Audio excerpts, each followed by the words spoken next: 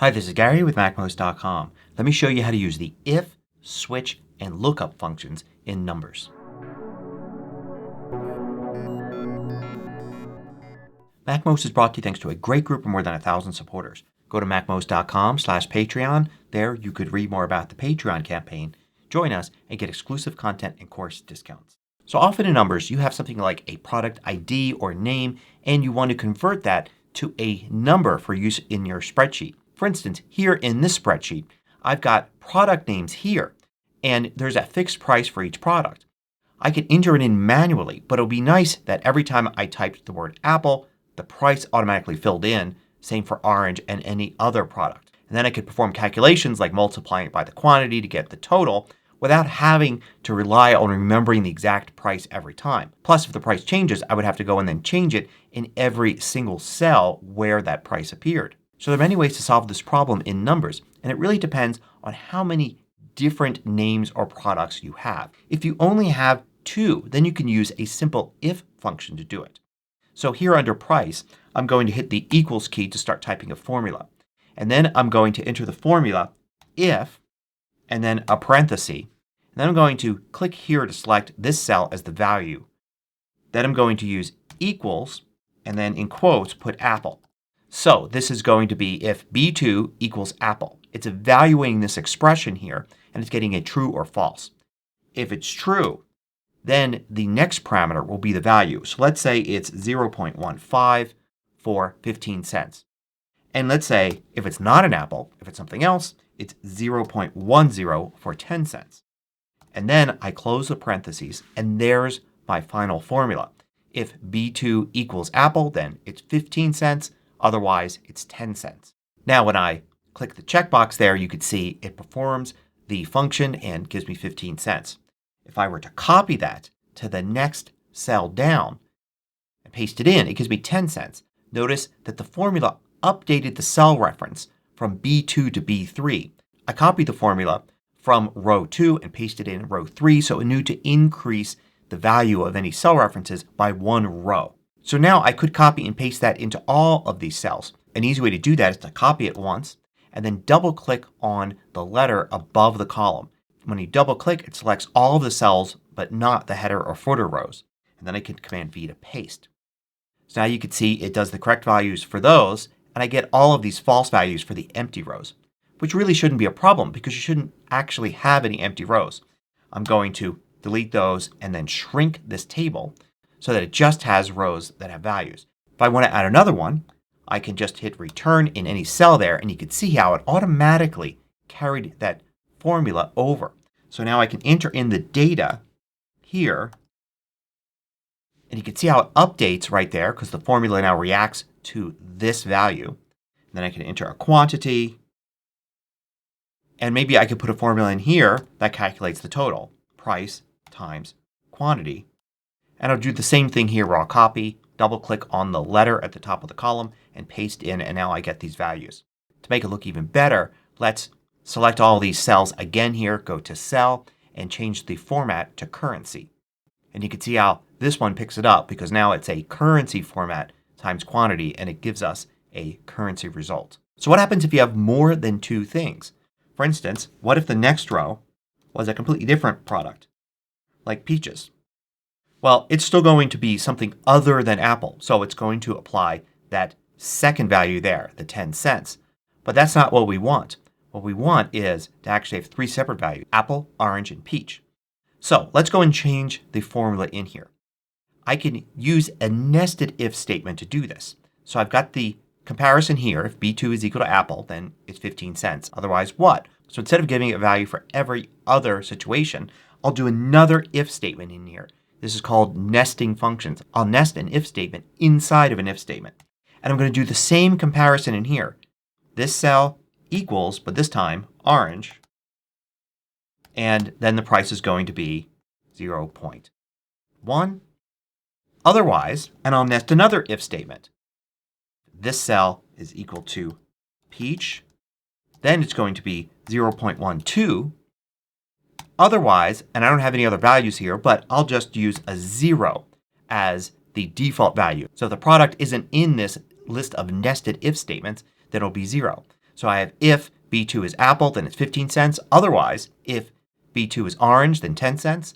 Otherwise, if B2 is peach, then 12 cents. And if I copy and then paste this throughout, you could see it works for all of these. Let me give this sale here a quantity, and then I get a total. Now the problem with this is you can see how long it gets for just 3 products. Imagine if you had 10 or 20 or 100. So let's clear these out and try another approach. There's a variation on the if function called IFS or ifs. And this works a little different. If we look in the functions help here on the right for IFS, we can see how this works. It's an expression, and then if it's true the value, and then another expression, and if that's true, and so on. So we'll do if this is equal to apple, then 15 cents. And then we repeat that. If this is equal to orange, then 10 cents. And then if this is equal to peach, then 12 cents. And that's it. Now you can see here it's not that much shorter than having nested ifs, but it is easier to read. You can clearly see the comparison and the result. Comparison, result, comparison, result. And if we copy that and paste it throughout, it works. But you can see how this is still going to get pretty long if we add more and more things. Now there's a new function if you have the latest version of Numbers 12.2. This new function is called switch. Let's use that instead. So if I look up switch here, you can see it takes expression and then value and then if match. So we can start off here with switch. So now we only have to reference the cell once. And then we have what the value would be for the first match, apple. And then we do 0.015 and then second value and then 0.1 and then third value and 0.12. So this is a little easier to read. You can see it's a lot shorter and it only references this cell one time. So just the reference and then pairs of if it's this, then that. If it's this, then that. If it's this, then that. And then if we want, we can add a default value at the very end just by itself. So now I can copy and paste this and it works just the same. It's just a little bit shorter of a formula, a little easier to see what's going on. Now if we add a new row here, we can then add apple and you can see how it changes and add a quantity and then we get our total. So this is definitely a lot easier to use than having nested if functions or using the IFS function. But it's still not great if you've got dozens or hundreds of different things to match, or if you want to make it easier to change things. After all, if I wanted to change a value here, like change this to 0.11, I would have to copy and paste that formula throughout the entire column again. So any change is going to mean some work in the spreadsheet here. I can't just change the value in one spot and have it reflected everywhere else. To do that, you can just use the lookup function. Lookup function uses a second table. So let's create that table. I'm going to click on the table button here and I'm going to select the most basic kind of table like this. I only need 2 columns so I can shrink this down. And let's move it right next to the sales table here. This could actually be a table on another sheet if you like. You don't have to put it side by side in the same sheet. But let's do that so we can see them both. I'll call this the lookup table. You can call it whatever you want. And let's put product here and price here. And then let's list our products. We have apple, orange, and peach. And the prices for those are 0.5, 0.1, and 0.12. Let's make those currency. And we can shrink this table up because we only need those 3 rows. Now using this table we use a lookup function. Now we can put the lookup function right here. So let's go and look up the lookup function. So first you start off with the value to search for. Then where to look for that value. And then where to get the result from. So the value to search for would be this. Now where to look? Well, it's going to look in this column. So click on A at the top of that first column there. And it's going to take the entire column into account. Then where to find the result, that's going to be B. So what's going to happen is it's going to look for the value here, in this case apple, in column A. And when it finds it, it's going to take the corresponding cell in row B and use that as the value. So that's just it. Just that simple lookup function, and it will do it. If I copy and then paste throughout, you could see it works.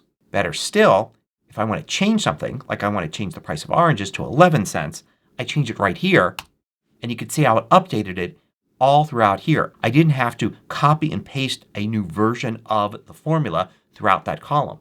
I just changed that value, and now the lookup function will find the new value there. And if I want to add a completely new product, I can.